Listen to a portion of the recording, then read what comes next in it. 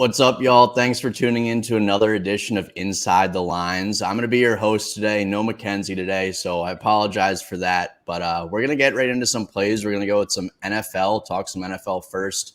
Then we're going to get into a lot of NBA today. And then we're going to get an NHL play, and it's not going to be from me. So stay tuned for that. But we'll bring in Steven now. And Steven, we're going to go right to the NFL here. So you have a few plays that you want to talk about. Or you want to want to look into some of the lines, the yardage lines where there's a big disparity between the high and low, and try to explain why and what we think about them. And so in terms of passing yards, we went over the AFC yesterday. Jared Goff has pretty interesting spread from 255.5 to 261, 260.5 if you're looking at your standard books. And I think it's because the Lions are obviously awesome at home, but they're a little like, I don't know, bad analogy, but an Instagram model with a filter on at home, right? And then on the road, they're more like the next morning after a rough night. So there's a pretty big disparity in terms of yards per attempt. So, and I think San Francisco's defense is getting a little disrespected here. So the model leans under, and the 260.5 seems like a pretty attractive price. And then what about, you've got a couple other disparities, right? One with in the rushing yards, I think the McCaffrey one is bumping up. So if you like the under, you probably want to wait. I think there's a disparity in the McCaffrey because Debo's status, and not only Debo playing or not, but if they'd use him as a runner with his injured shoulder.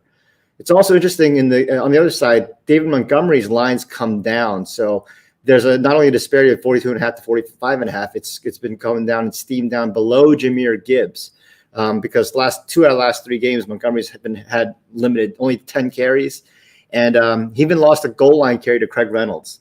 And I don't think Montgomery was hurt. Reynolds had just had a good run to the goal line, then they gave him the touchdown. So that's something to watch out for. I don't know if he's in any way fallen out of favor after having a really good year for them. Let's see, in terms of receiving yards, there's some really interesting stuff on, especially on the Detroit side. Well, first, Ayuk for San Francisco, it has a pretty big gap between 80.5 and 84.5. And again, I think that's also Deebo Samuel's presence, absence, and unsurety. But the Jahmyr Gibbs one is pretty interesting. Now, this gap is closing. Just a half an hour ago, you could get 19.5 on Gibbs to 25.5. So that's something to keep an eye out. There's some confusion about Gibbs because he's such an explosive back, and his highlights would make you think that he would have one of the higher yards per reception as a running back in the league, but he actually only averages 6.5 yards per reception. David Montgomery's at 7.5, obviously far fewer receptions. So there's some books that are like, well, San Francisco's got awesome linebackers, got an awesome defense in general. They'll be able to limit Gibbs' explosive plays out of the backfield, whereas others say, well, Gibbs is awesome, and he's getting more utilization as almost like an RB1, and so just volume and his explosiveness. So there's some things to capitalize there. Now the biggest range is the Sam Laporta one.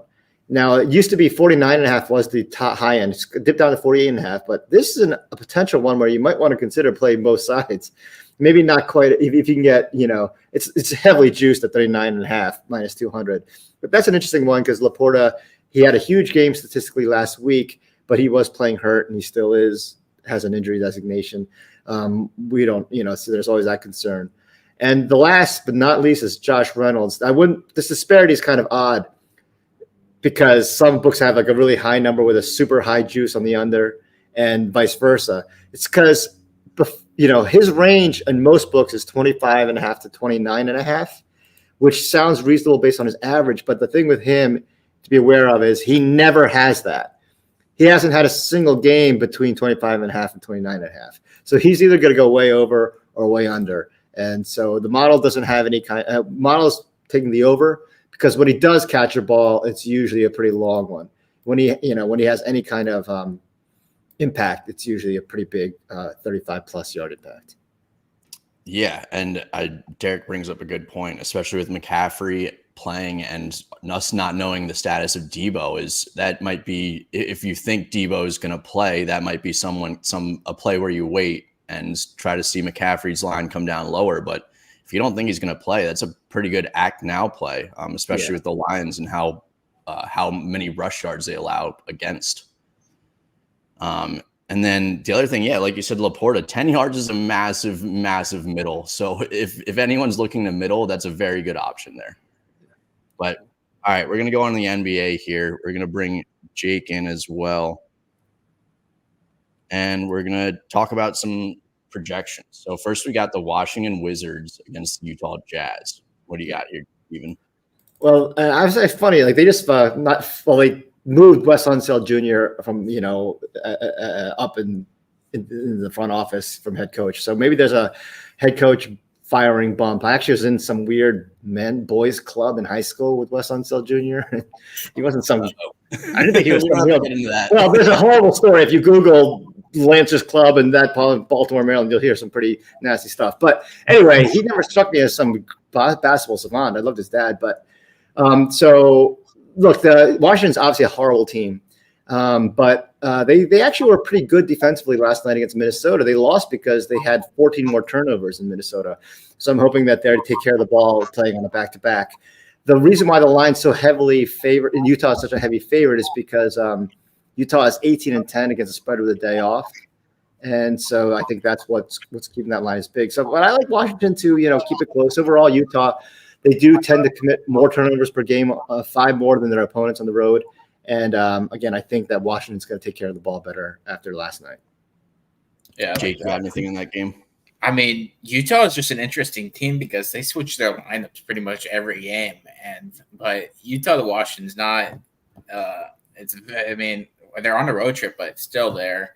It's a far big time difference. I'm surprised it spreads all the way at 7.5. So I like the value on Washington here. All right, we're in commune there. We'll go on to our next game. 76ers against the Pacers. What do you got there, Steven? Well, the model, Halliburton's out. And so the model actually leans over in this one. The line is low, well below what Indiana home games usually pace at 247 per game. It's because without Halliburton, they've been scoring fewer points. But I do love the fact that Philadelphia, obviously Joel Embiid, has been such a groove that I kind of see Philly thinking, okay, we will be able to outscore this team pretty easily. So I kind of like the over in this. The model likes the over. I'm going to recommend Pascal Siakam over 24.5 points and assists. He has come under this in his 3 games with Indiana, but his assist totals last 2 games without Halliburton have been pretty solid. 11 assists his last 2 games. Staying away from his rebounds because rebounding is down this season versus previous years. So I think this is the game we're going to see Siakam with 4 games into the team, featured on offense, enough to get that 21 points to go along with 4 or 5 assists and hit the over. The over was 9-2 prior to this recent stretch before he was traded. Yeah, something interesting with Siakam is he was averaging 2.2 fouls per game before the trade, and in his first 2 games with Indiana, he got in foul trouble. He fouled out in his first game. He had 5 in the second game, but last game he only had 1. So he's getting more comfortable. He's still getting the shot attempts. He's averaging 15 in the 3 games. He averages 16 with Toronto. So I think it's just a matter of him getting in the groove. So I think it's a good buy low on Siakam. And what do you guys think about Joel Embiid over his 42.5 points and assists? And then I believe I saw it was 54.5 points rebounds. I know we've been in the ass a couple of times going against Embiid. Yeah, so I would not go against Embiid. Definitely, I would definitely. If anything, think is over. I'm sure there's not any more. Yeah, we have model value on the over. We have them projected for a ridiculous. This is definitely the biggest stat line the model's ever projected because the model projections are based on the average of the simulations. Mm-hmm. So 50% of the time, he's doing better than 41 points, 11 rebounds, and 6 assists is what we're projecting. Yeah, it's crazy. I was thinking is over 5.5 assists. Even though he's only hit it one of the last 6 times, just because they're going to be doubling him, and he's going to definitely have open guys. So I don't mind his assist play, but I definitely want to take an under on Embiid right now with the way he's playing. We have him projected for 38 points the other day. I was like, I've never seen anything like that. Now it's 41. Yeah, that's insane. That's absurd. For a projection, that is honestly unreal. That's like saying MLB players lean under a home run in a game. It's insane. It's usually a bug. It's usually because I screwed something up on the depth chart and no one else is playing, and he's getting all the percentage points. But All right, we'll go on to our next game here. We got Boston, Miami. Boston's projected 117, Miami 110. This is a rematch of the playoffs last year, right, guys? Yeah. So that's why we don't have much value on the spread or on the main markets. Miami's really struggling offensively. They've scored 96, 87, 108, 97, 96, and 104, 99 recently. But the play that I'm saying recommending because I had a bad night last night and not feeling like giving out locks. Jason Tatum under 8.5 rebounds. The model's at 7.2 rebounds, which is what he's been averaging over his last 8 games, where the team's been pretty healthy. And so when they're fully loaded, he doesn't need to be. He's fully capable of getting 9-10 rebounds. He's averaged over 10 rebounds in 12 games versus Miami. So I think that's why it's making the line higher. But in his recent stretch, he's only had one over because it was Porzingis had a late scratch at Dallas. So he had to play more minutes and more responsibility as a rebounder. I'm thinking that Boston with a full healthy roster, it's just like, so it's almost like he's not necessarily competing with Miami on the boards. He's competing with his own teammates. And what do you guys, we got a couple questions here. What do you guys think about Jason Tatum over 26.5 points? Let me see. This could be a similar situation where a fully loaded. We only have him at 25.1. So again, this is a situation where it's like with a full-blown, fully formed, healthy lineup.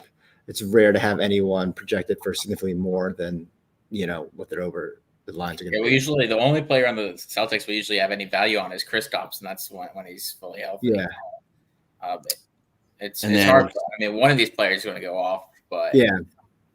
So we'll stay here, Steven. What do you got on Tyler Hero over 18.5 points? We have him at 20 points, so we like it. I mean, I'm a little scared off by the Terry Rozier acquisition. And Rozier was not afraid to jack up a lot of shots yesterday. I think he went like 5 for 13. Rozier or 3 for 11. 3 for 11. Yeah.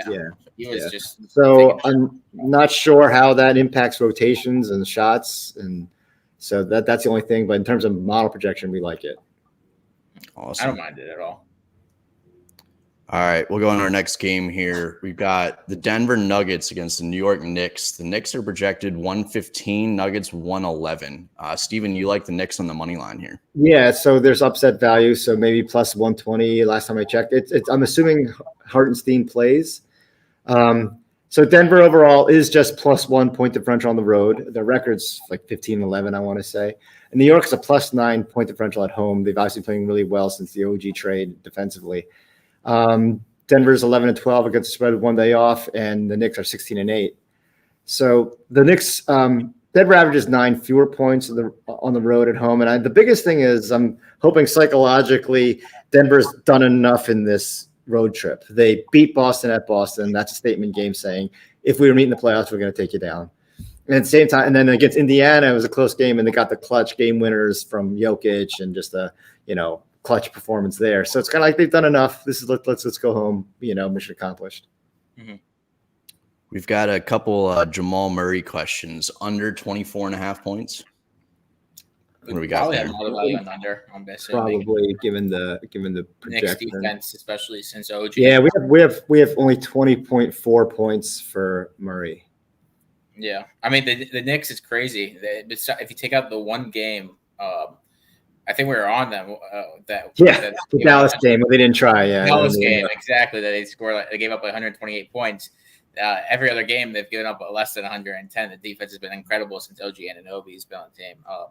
They ranked dead last in defensive efficiency in the month of December, but they have by far the best defensive efficiency since the OG Anunoby trade in the month of January. Look at these numbers: 92, 84, 94. 98. It's really impressive. A lot of 3-point defenses in the under 30, sub 30. You don't see that a lot in the NBA regular season. Yeah, I got two plays in this game. I was gonna say we have a lot of Jokic questions and some others, but Jake, we'll save your thoughts on this game until we get to the end, and we'll give you your plays out after these slides. So you guys are just gonna have to stay tuned in to see them.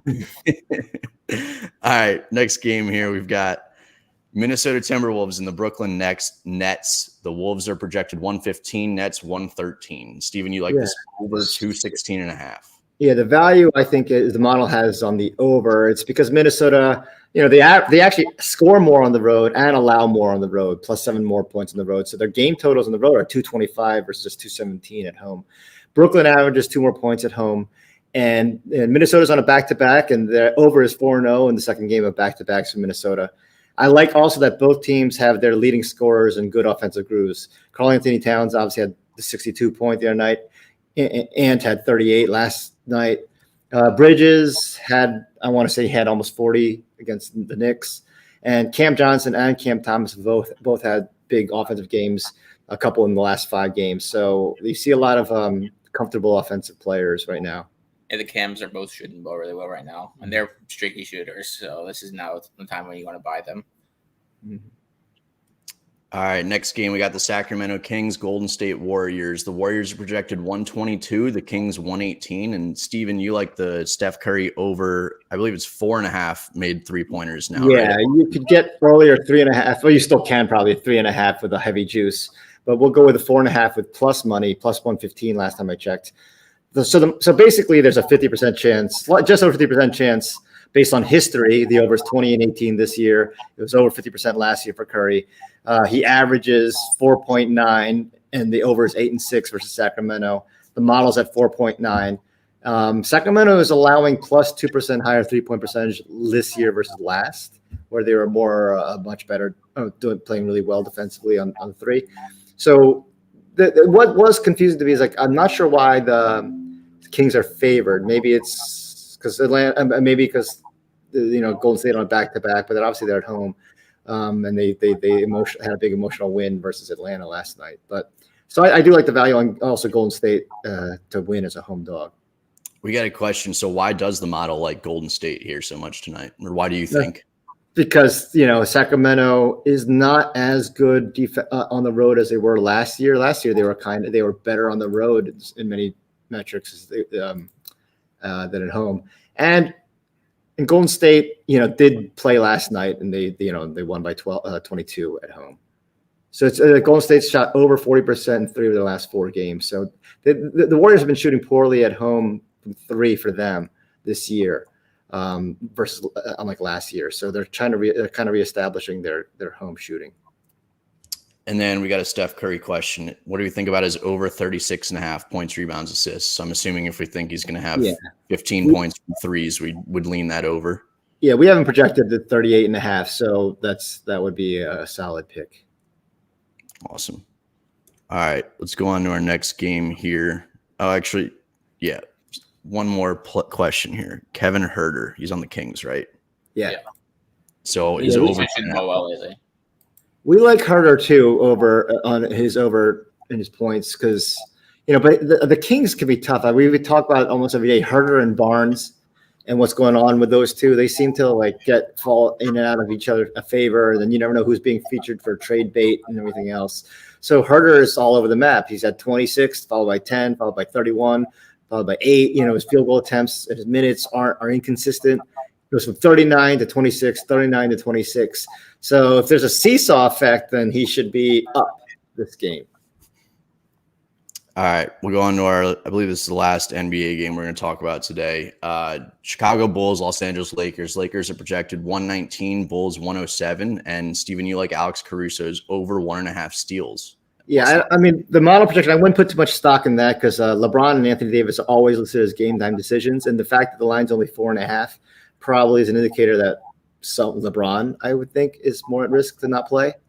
So I'm going to go with Caruso over 1.5 steals because that plus money. The model is 1.7. He averages more steals on the road than at home, 1.5. Over 7 and 6 the last 13 games. He obviously has it's a revenge game for him to go back to LA, and he's only had 3. His last 3 games as a Bull versus the Lakers, he's only had 1 steal total. So it's kind of like a regression to the mean and in a revenge situation. D'Angelo Russell and Austin Reeves might have the ball in their hands even more without LeBron, like they did last game, and they had 8 turnovers in the last game. So I'm hoping between those two turning the ball over, combined with some of these big fours, stretch fours that they have on the team, trying to take the ball, taking Caruso off the dribble, he'll pick some pockets. Awesome. All right, we're gonna take you out, Steven, and we're gonna bring just Jake in to give you your plays, Jake. So you've got 3 NBA plays. We'll start with your first one. Colin Sexton over 1.5 3-point field goals made.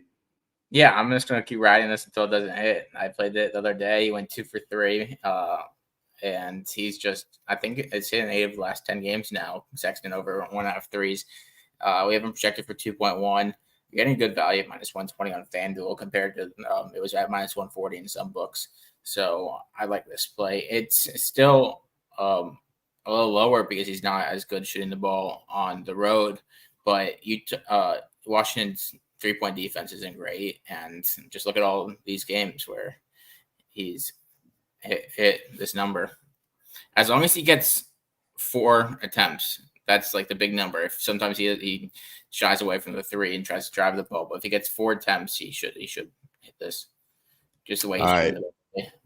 And then we're going to get into all the Jokic questions here. So you've got an over 19.5 rebounds and assists. So what do you think here? And then I'm assuming you like most of the Jokic plays tonight in general. Jokic, his line is 20.5 in most places, but it's at -130 on ESPN Bet at 19.5. If you look at his stats versus the Knicks, they're not great, but a lot of it was with Mitchell Robinson.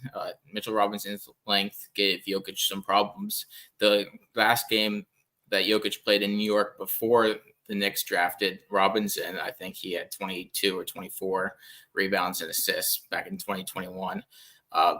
So it's good value. I think you're getting good value here because I think the historical production against the Knicks is knocking this line down because most games his line's at 21.5, 22.5.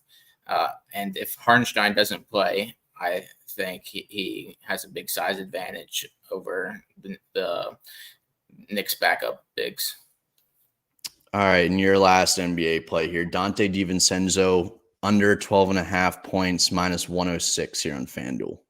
Yeah, we have DiVincenzo for just 10.4 points, and big reason is he averages just 9.7 points at home compared to around 12 on the road this season. And like we've talked about a lot, you're either a really good shooter at MSG or you're not so great, and his numbers go down when he plays at home. See, the under is 13-6 this season at home compared to 13-12 on the road. So this is just buying the home splits compared to the road splits. He's at home. He doesn't shoot the ball as well. Probably the lighting or something at MSG affects him more than normal. So even though he's been pretty good lately, he's still struggled at home. Awesome. All right, and then we got one college question for you, Jake. We're not going to get into college today, but what do you think of Gonzaga -9.5 here? I mean, Gonzaga, they're playing against San Francisco at home. I wouldn't bet against Gonzaga at home just because that's a pretty crazy environment. I kind of like the over here. I know it's at 152. We have slight value. We have this game at 154 points. So that's where I probably lean more than anything, the over. I also would lean Nembhard over 6 assists. We have him at just 5.6 assists, but he's hit this number a lot recently. He's been getting a ton of assists, and since we have overvalue in this game, we should hit this easily. The problem is we have some of these players like Luka Krajnovic and John Ciocchio projected for some minutes, but in close games, they're not going to get minutes. So the problem is like the blowouts have given them some stats that probably won't accumulate in a game that's close. Awesome. All right, and then we got one more play from you, Jake. I'm going to throw up our recap while we give this play out. So I've been so bad at NHL, guys, that we're going to let Jake have a chance here. So, Jake, what do you got in NHL here? Yeah, I figured I'd give it a shot. I just used OddsJam for this, and you can get Huberdeau -125 over half a point on DraftKings, but it was -148 on PointsBet. So you're just getting a ton of value at -125 on DraftKings. We have him scoring a goal in around 0.85 goals in the sim, so around over half a point and 85% of sims. So you're getting pretty good value. I think we'd set the line probably minus 160 over half a point. So you're getting plenty of value here. This should be we have both teams projected for around 3 goals, so it should be a relatively high scoring game. And he's hit this in 4 of his last 5 home games. So I like all the stats pointing to the over here. I like it too, and you can't do any worse than I am right now. So even if it doesn't hit, you're getting really good value. You're getting model value, you're getting CLV, you're getting line value. So so even if it doesn't hit, you're on the right play here if you take the over. That's the most important part. I agree. If it doesn't hit, it's because it's a fluke. We're always on the right side. Always, never on the wrong side. We're always on the right side. All right, that's it. We really appreciate all of y'all tuning in today. Same time tomorrow. We're going to go over a lot of NFL props and a lot of NFL tomorrow. So make sure you tune in early, and we'll get that done. But other than that, we appreciate everybody tuning in. Thanks.